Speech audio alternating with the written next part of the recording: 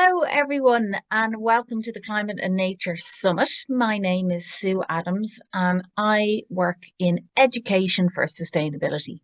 And today we are going to look and understand what a sustainable school looks like. And we're going to develop an action project together.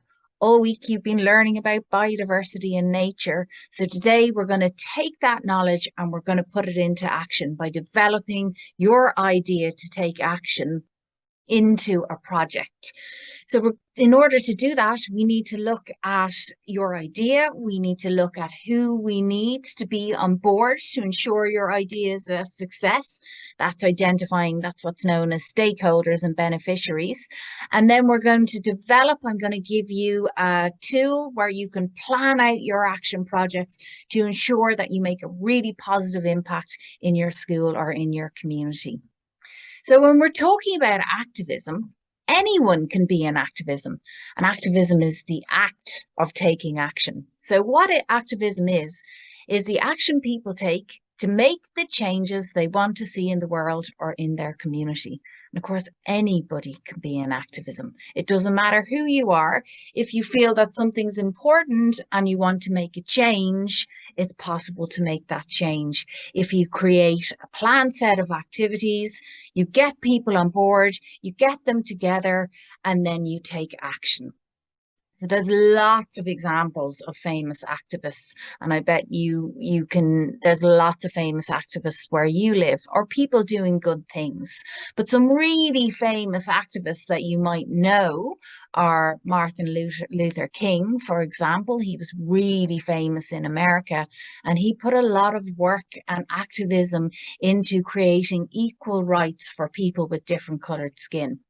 Some of you may know Greta Thunberg, who's really famous and has done lots of amazing work around climate action.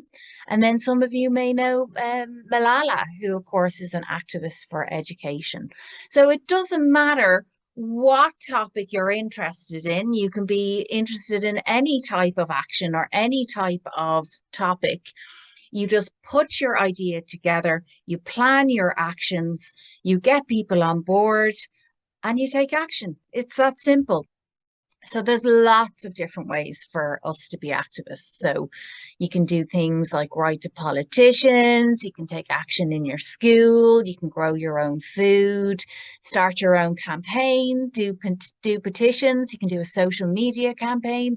The list is endless to take action.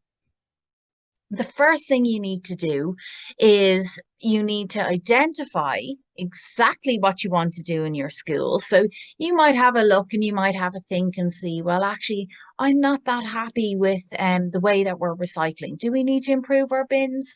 It would be great if we could get more bees into the garden. Or maybe there's a lot of plastic in this school. Maybe we could take action to eradicate plastic from school. Doesn't matter what your action is, but you identify it.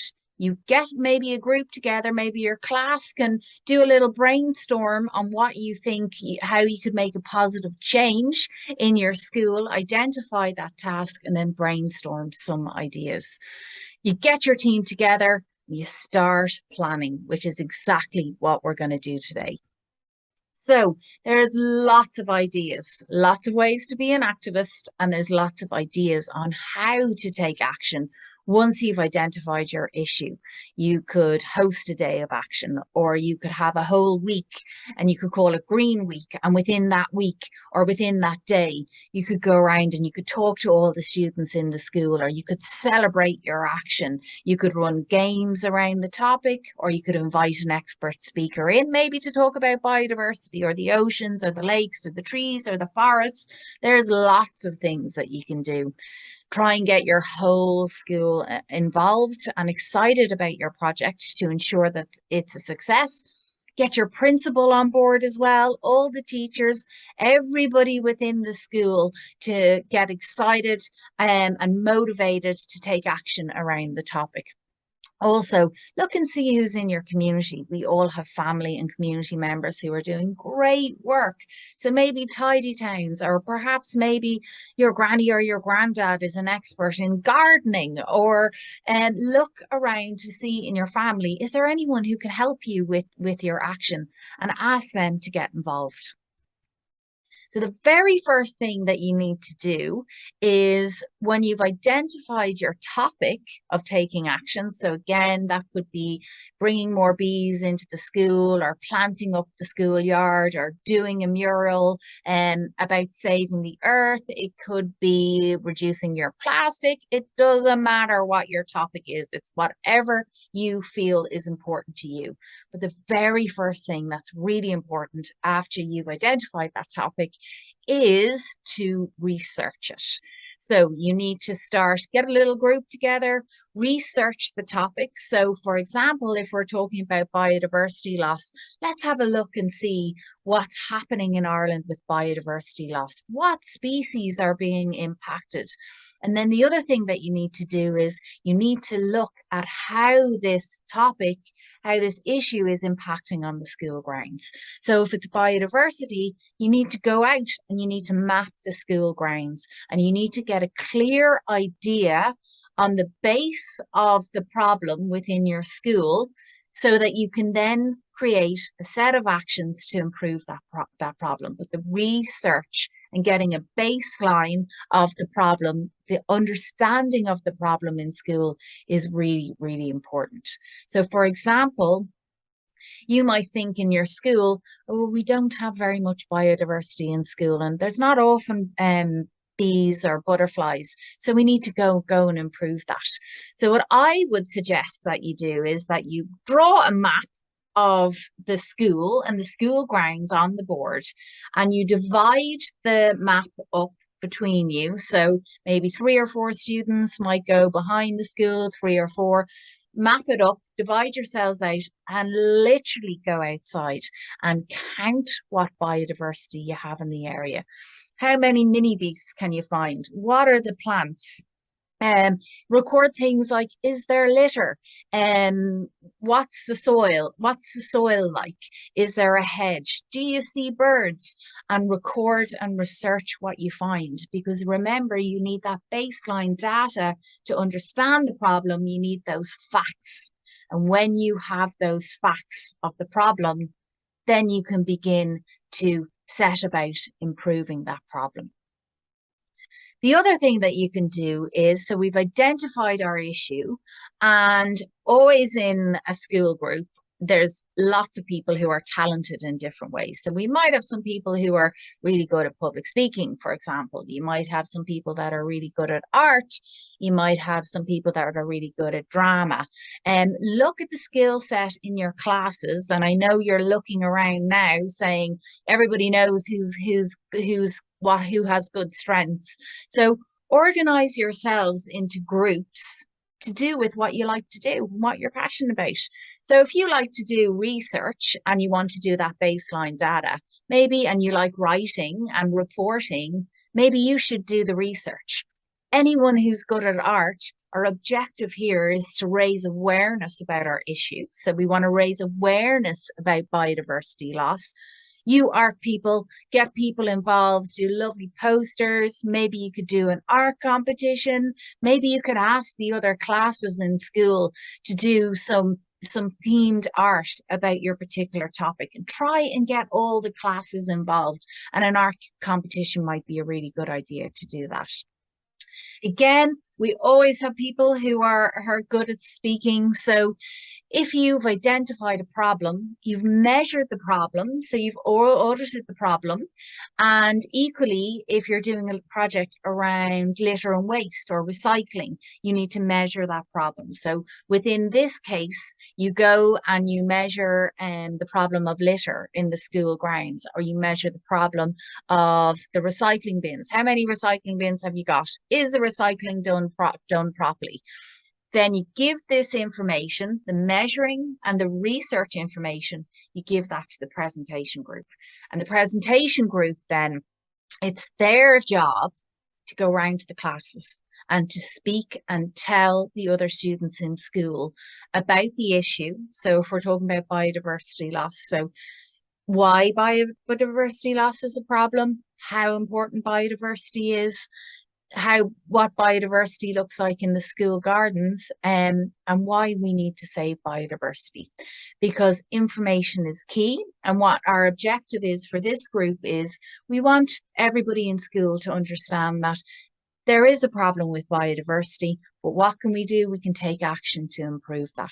So the presentation group will take those results from the research people, they'll take those results from measuring the problem, and they'll put it into a little presentation, and they'll go around and speak to the classes and try and get other class engaged and on board with trying to achieve the aim of your project. Sometimes another good thing to do is do surveys or petitions, and this could be another group.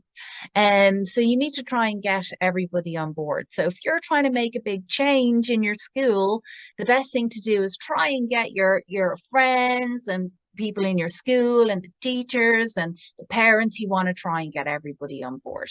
So a good way of doing that, of creating action and getting your knowledge out there or engaging with the people that you want to be on board, is actually maybe doing a survey or a petition.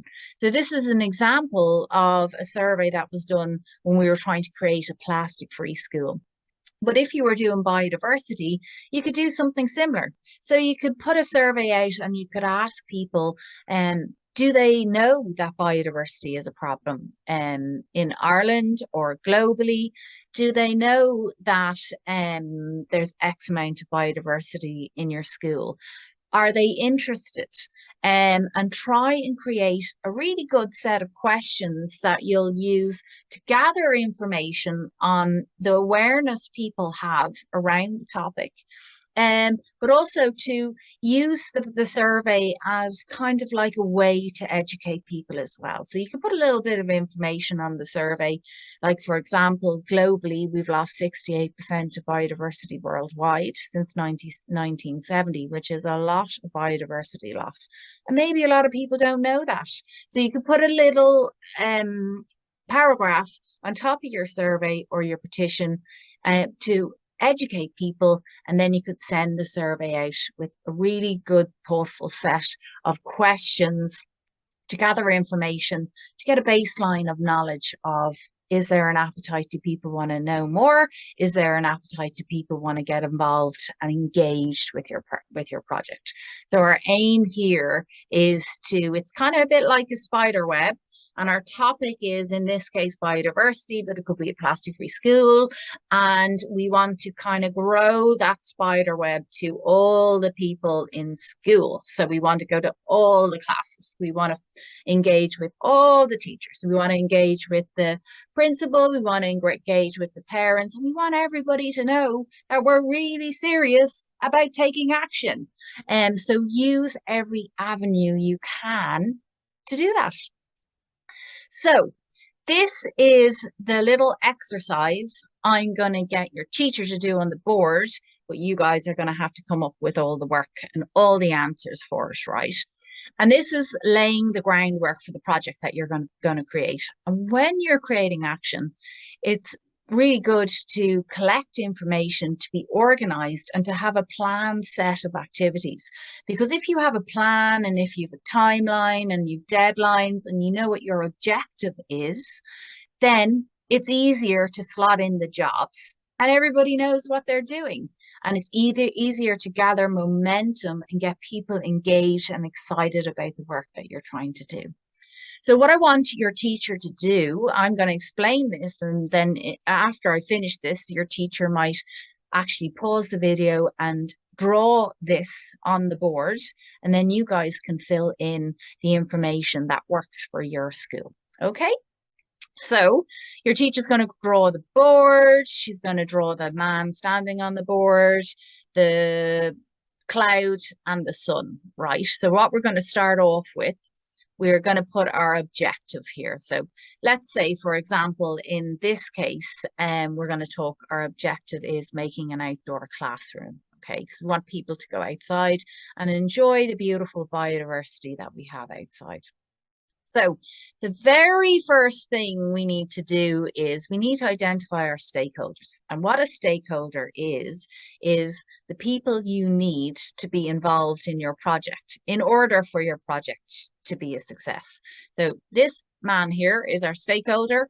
So it's the same as saying, who needs to be on board? Who needs to be on board with this project to make it a success? So in this case, we need the principals, we need teachers, staff, students, the Parent-Teacher Association, the Board of Management, cleaners, canteen, library, and so on. So you guys have a really good think about who you need to be on board in your school in order to make your project a success. The next thing we're going to do, now that we've identified our stakeholders, is we're going to look at the avenues of communication that we have already in our school, because we want to try and communicate with these people with our messaging. Yeah. So what platforms can we use? So is there a Christmas fair coming up? Is there sports day? Is there parents' evenings or school plays? Is there a school app or Facebook? Is there a school newsletter? Is there, do your parents hear from the school by email or text? Do you have a student council or a green schools? So you guys sit and think about all the avenues you have available to you in your school already to communicate with your stakeholders, right? So this one again is who needs to be on board, our stakeholders. And this one here is our platforms to communication. This is how we're going to get the message out of the change we want to make in our school. Now, before we move forward, it's actually really important that we discuss maybe sort of think about, like, we might have some problems. And if we have some problems, it's good to kind of think about them and talk about them before they happen, because then we'll have a plan on how we can overcome them. And hopefully there won't be any problems, because you're just trying to do great work in your school. So potential problems could be, maybe you might not get permission from your principal. Very unlikely though, but let's have that discussion just in case. Maybe you need some money to invest in your garden, or if it's bins, or and you don't have access to money. So what would you do about that? Could you fundraise?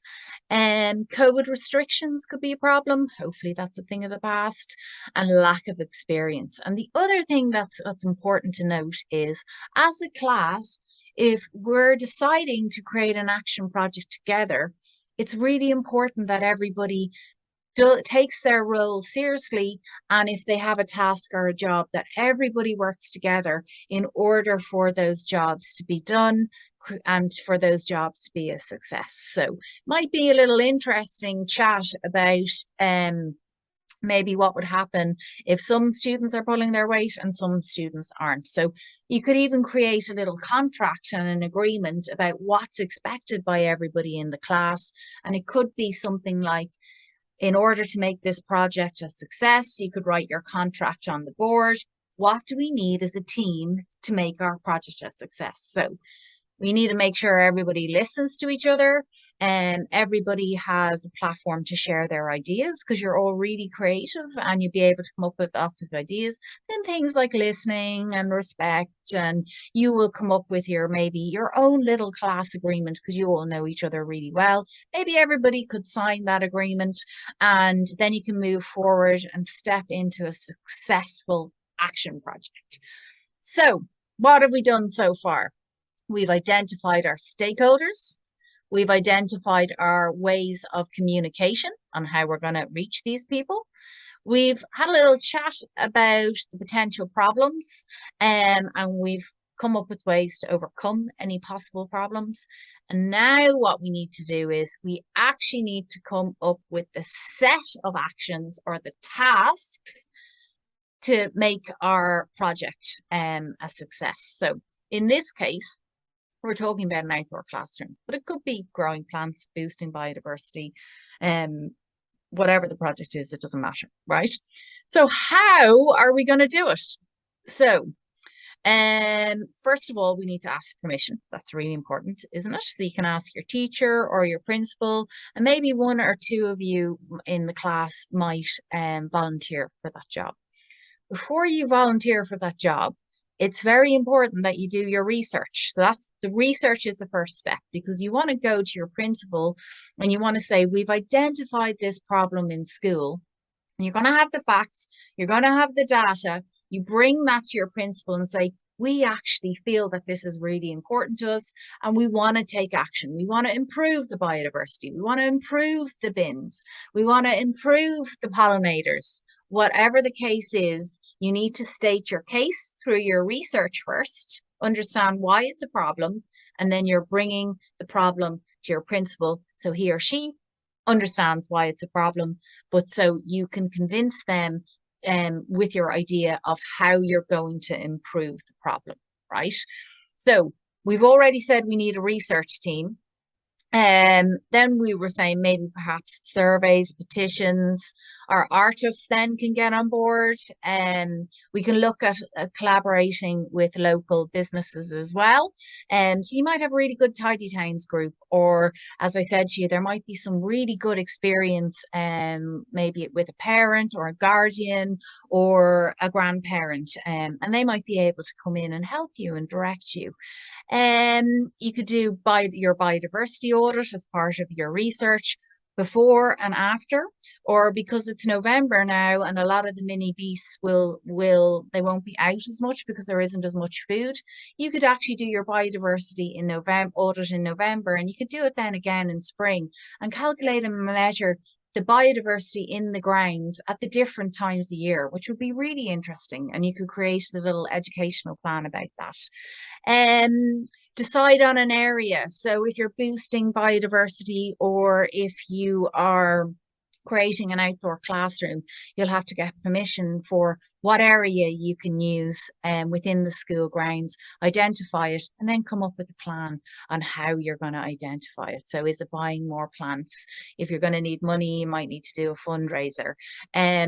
Also, in order to get the message and the education out about what you're trying to do, you have your presentation team as well, and you could do things like inviting your speakers in, or you could get everybody to watch a video about biodiversity loss, and you could do up a little worksheet.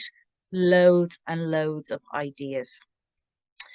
So again, this is just exactly the same as the sheet before. Identifying your stakeholders, who needs to be on board, your platforms that you can use, identify your problems, hopefully you won't have any, and then brainstorm the tasks, right? So it's exactly the same as the one before. It just might be a little bit clearer, okay? So if your teacher can draw this up on the board, and together as a class, you can then map out, identify your problem and map it out for what's suitable for your school. So after we've done all that, so we've identified the problem, the solution, how you're going to take action, what we need to do is we need to identify and distribute the tasks, right? So if we said we need a biodiversity audit, that could be one team. A survey team could be another team. Creating awareness in schools, so around these could be like your public speakers or the people going around. You could do a peer education, maybe a treasure hunt or something in school. And these people are creating awareness through educational activities. And social media, you'll need to speak to your teacher about that, but maybe there's a school social media account or a Facebook account, and maybe some of the photos taken, or if you've documented your project, that information could go on social media and be shared with the parents and the community. You can make a video, actually, that's a really good idea. So make a video about what you're trying to do, or an educational video about the impacts and the solutions to the topic that you've chosen. A garden team, another team, and a biodiversity week. So this team are the team that can create a week to create awareness. And again, I'm only giving you suggestions. You guys know your schools way better than I do. So you might come up with a list of actions that's more suitable for your school.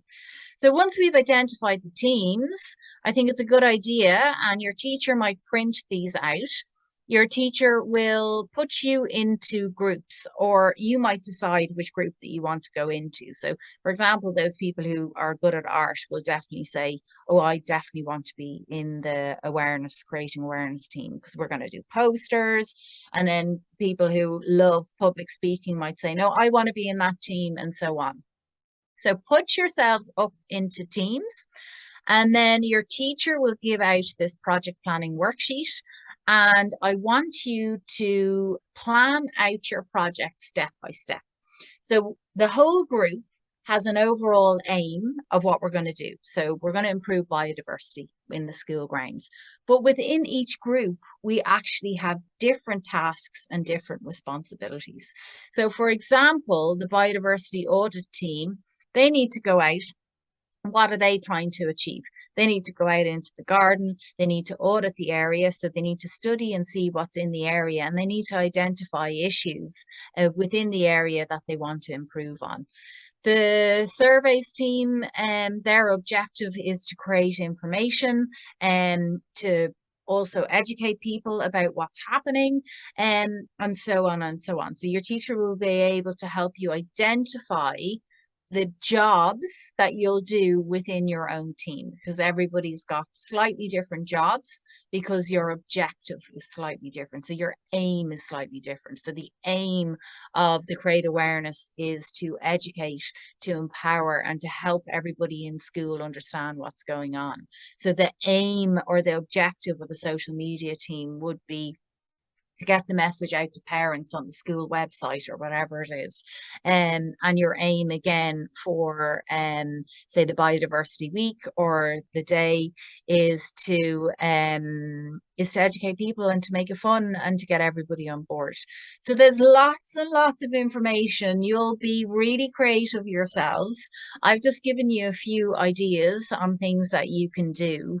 So to take action. And I'm sure you will all make some incredible action projects. So just a little recap. Choose a project you're passionate about. Get informed and do your research. Really, really important. Do your research and see how the issue you're trying to improve is impacting on you in school. Create a campaign to raise awareness about the issue.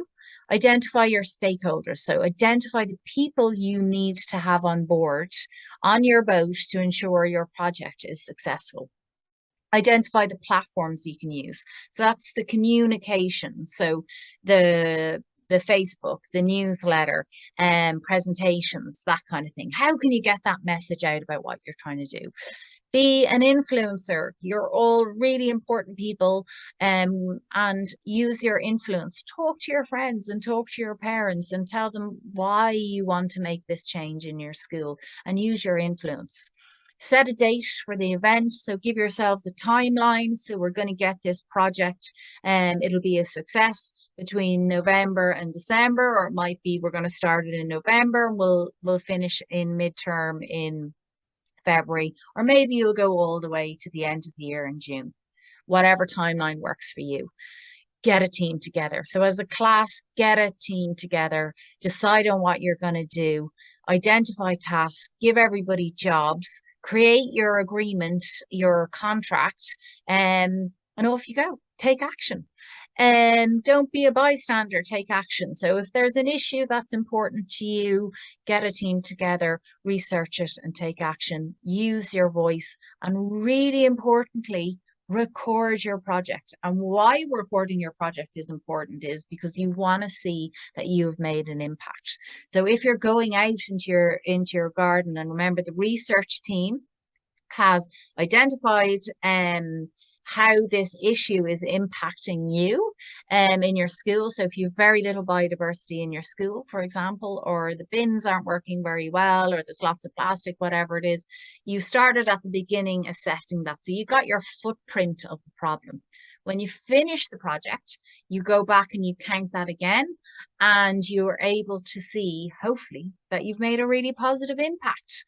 And that's what it's about. So best of luck with your action projects. Really exciting stuff, and well done taking action for your planet. Best of luck.